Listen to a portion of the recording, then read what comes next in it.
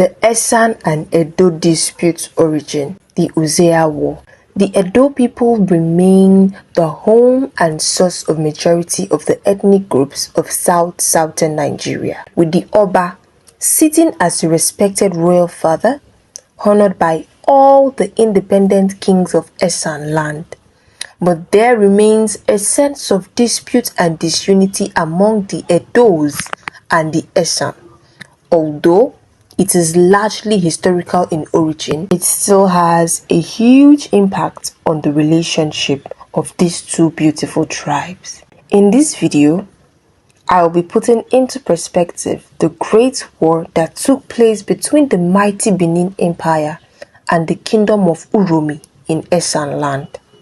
Sit tight as I take you on another ride into African history. Welcome to Godwin Osezua Media. Don't forget to drop a like and subscribe if you are new here. Be sure to hit the notification bell to stay updated on all our juicy content. It all began in the reign of Oba Ozolua the Great. After he lost his two eldest sons on the same day, a great and terrible tragedy. He declared a great mourning across his lands and decreed that no one should eat, bath, laugh, have intercourse, or drink water for a long period. Due to this harsh decree, a large population of his people migrated out of Benin into hinterlands and rainforests. When he asked about their whereabouts, the Oba was told Esanland, which translated to they have left or fled. Those who fled the kingdom came to be known as Esan, and amongst those who left was a banished prince who came to be known as Esan. He became the first king of Uromi, one of the kingdoms in the just established land. He was banished from Benin for being an half-caste from an affair of Oba Ozolua with a Portuguese woman. He became king in Uromi with the blessings of his father, and the two lands seemed to live in relative peace. But after Oba Ozolua died, he was succeeded by three of his sons who ruled consecutively. During the reign of the youngest, Prince Okpame, who was earlier banished to a village called Ora for a terrible crime he committed, Prince Okpame was recalled back and was crowned as Oba Ozolua when his elder brother died without an heir. Oba Ozolua, like his father Ozolua, was a great warrior and noted to be bloodthirsty, nicknamed Ozolua Uromi, which means Ozolua the Conqueror. It is said that during peaceful times, when there was no war, his bones ached in pain due to his longing for warfare. One day, as Oba Ozolua complained about his lack of wars to fight, a slave in the palace suddenly spoke directly at him, asking the revered Oba that if he sees war, whether he could stand it. The Oba asked the slave to bring him war, and as the slave made his way out of the palace, the Oba commanded a guard to behead him if he should look back even once. But if he doesn't, then he is serious and not speaking casually.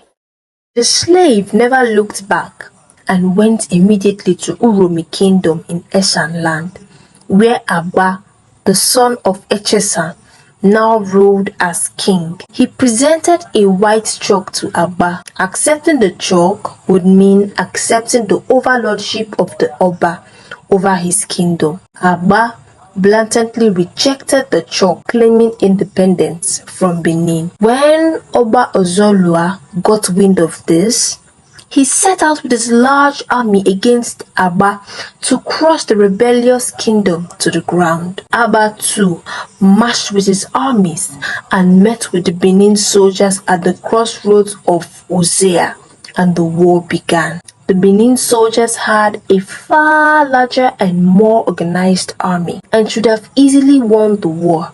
But the Esan soldiers, understood the forest terrain better and used guerrilla warfare to stay in the fight.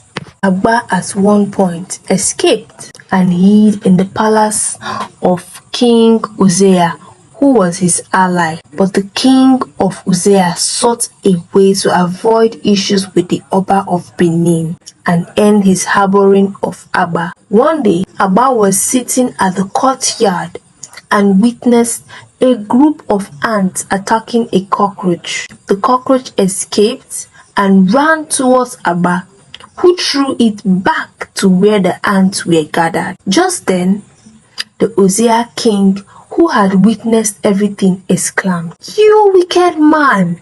I gave you shelter in my palace, yet you can't even harbor a common cockroach from its enemies." With this, he sent Agba out of his palace, and the war continued. After weeks of fighting with no solution in sight, the Benin chiefs and Esan chiefs met without the knowledge of both their rulers and decided to find a way to end the pointless war, as they wanted to return home to their families. They decided to end the lives of both their kings and settle the dispute amicably. The Esan chiefs agreed and asked for the secrets to defeat Ozolua. They were told to attack Ozolua while he bathed at the river, because that is when he took off his metal armor, which he crafted in his days in Ora village. It was the armor that shielded him in battle. The Esan did this and Ozolua was killed. But when the Benin chiefs asked for the secret to kill Agba, the Esan chiefs asked that they be allowed to kill their king themselves. This treachery by the Esans was scorned at by the Benin chiefs, who went home with their slain king's body, regretting that they trusted the Esan chiefs. At the thick forest, Agba was tied down, but no chief agreed to be the one to deliver the blow that will kill their master. A warrior from Abo, who was not a native but also fought alongside the Esan chiefs, told them to return to Uromi and tell the village that the king had disappeared in the forest and that he would handle the king's murder. The chiefs left, and whether or not Agba was killed or set free was never known. The legend became that the king disappeared at the forest, now called Ahoji Forest, and for this reason, every king of Uromi is forbidden from entering that very forest till this day. If you are yet to subscribe to this channel, please do so. This is the historical origin of the dispute. Although many disagree with this accuracy, what should be noted is that the Edos and the Esans have a peaceful relationship, and many Obas have been known to marry wives from Esanland. Although the kingdom of Esanland remain independent, they still come under Benin as the origin, and the Oba as the royal father of all other kings. Thank you so much for sticking around till the end. See you in the next video.